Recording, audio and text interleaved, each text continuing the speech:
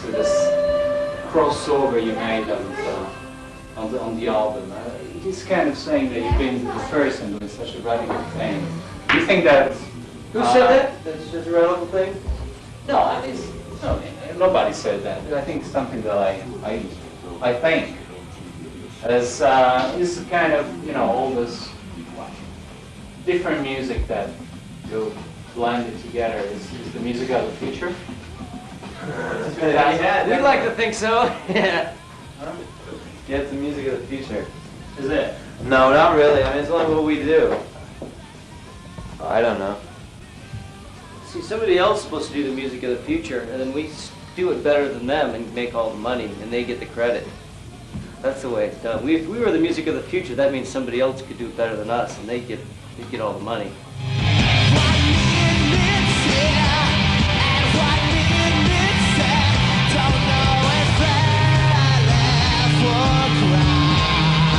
We considered trying no more jazz. Jazz? Yeah, jazzy. Kind of. Jetsy? Yeah, more than. What do you mean, jetsy? I mean, it's a kind of attitude, I guess, of being very open-wide to several things, very open to different things, and. I think so. Yeah, I would like to think so. Some of us are pretty open. A couple of us are, anyway. That's usually, I think that's all it takes, you know, a couple of us. Then we can, you know, make up for the other guys who aren't so quick and sharp.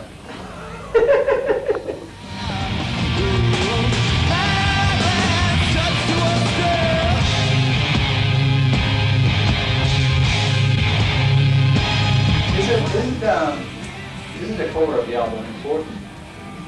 I mean, I know some friends of mine that really get interested in covers of the album, and they buy albums because they like the cover, maybe. Maybe the image that comes out, it means something.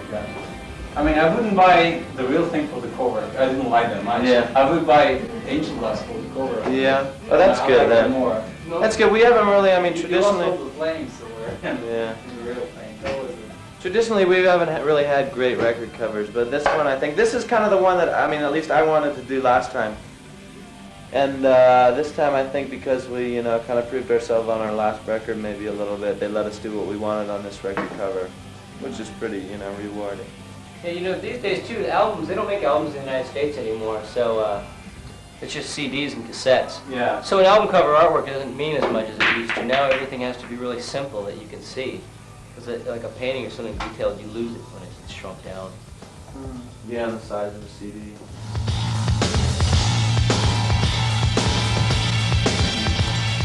Are you married? No. You have girlfriends or something? No. No?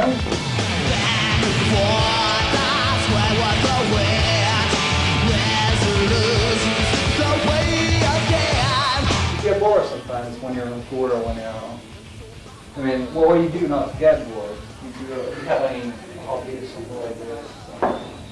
No, we like to go out usually and find the ugliest part of the cities that we're visiting.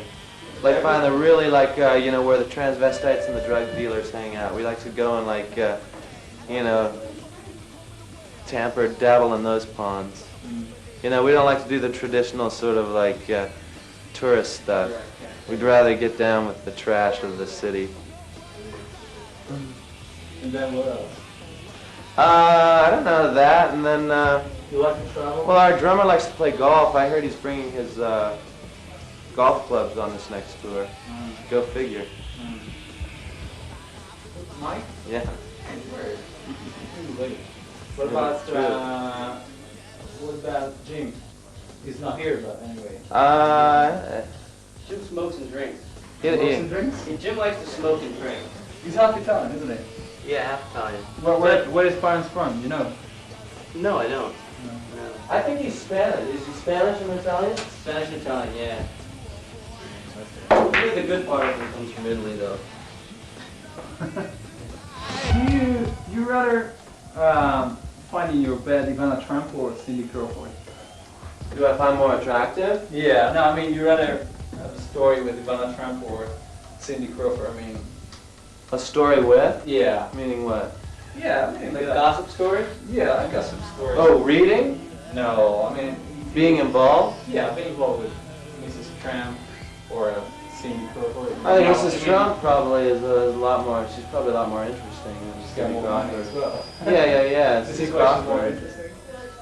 Well, she tells a lot more lies, I think, than Cindy Crawford. Cindy Crawford doesn't have to say anything, but Ivana seems like she's very conniving. So She'd be much more fascinating to be with. Cindy Crawford, she's boring, maybe. Well, I've never She's heard just anything her say anything very interesting, and I know for a fact that Ivana tells lies. Well, she's got married Richard Gere. This is a great gossip. Yeah, that's a big lie. Yeah, that's a lie. Everybody, hey, you people in Italy, do you know about the gerbils? Yeah, about that. Do you know about the gerbils in Italy? What is gerbil? Gerbil little hamsters, you know hamsters? No. Little animals. They're like little rats without tails. Uh-huh. You know about Richard Gere and the gerbils? Oh, yeah, I know the story. Yeah, Stuck him up his butt. Okay. It's true. Well, I don't like this stuff. It is. It's good to explain. Everybody in Los Angeles knows it's true. Way worse, but If the LA Times get anything out of this trip to LA, we're here in LA and we're telling you that everybody here knows that it's true with Richard Gere and the gerbils. so this is just a convenient wedding, you know, Oh yeah, absolutely. just to cancel. I think so. I don't know him personally. I don't know. Well, who cares? Who cares anyways, right? I don't care.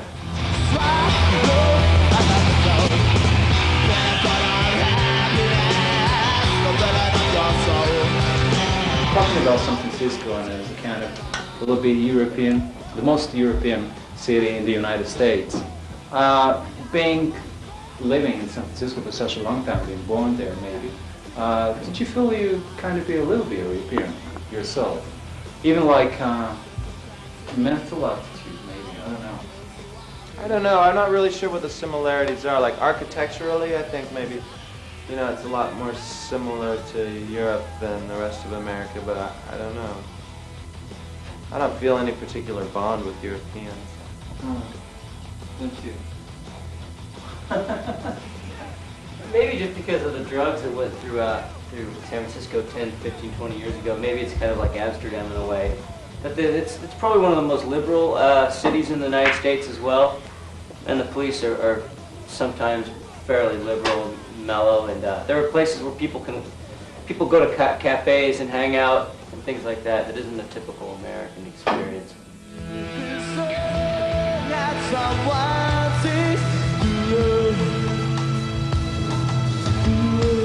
Which is the best way to know the United States, to see the United States?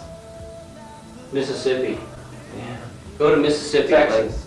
Texas, Mississippi. That is the United States. If you want to see the United States, go to Texas and Mississippi. Really? You're not joking? Yeah. Yeah. I mean, Los Angeles, New York, San Francisco, those are totally isolated, three isolated cities.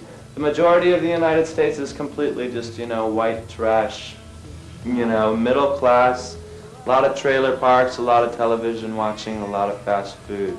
What about driving around the United States? Maybe is it a good way to see the real life?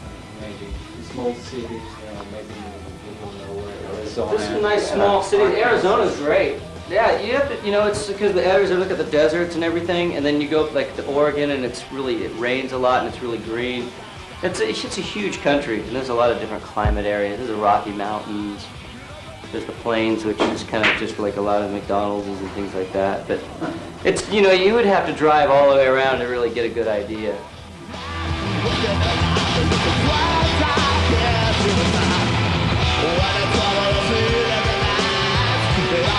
Another thing is, like, when I grew up, a lot of propaganda about drugs and marijuana will kill your brain and things like that. And so, because we were raised like in the 60s as young children, when the drug problem was happening, we were younger. So a lot of that stuff, like when I see people talk about AIDS on TV and talk about protection, I always give that like, my first reaction is not to pay any attention to it. Because if anybody, any celebrity, or anybody's going to make a public service announcement about something, I just have this built-in thing to say that it's all a bunch of bullshit. But when you have friends that start dying of it, I think that's really when you start taking it seriously. And sometimes it's just the experience of seeing something firsthand and know exactly what you're talking about. Because I think it's really irresponsible the way people have used media for the past, 50 years. And I recommend they don't listen to anything. But hopefully they don't have to have some friend of theirs die before they realize it's a problem.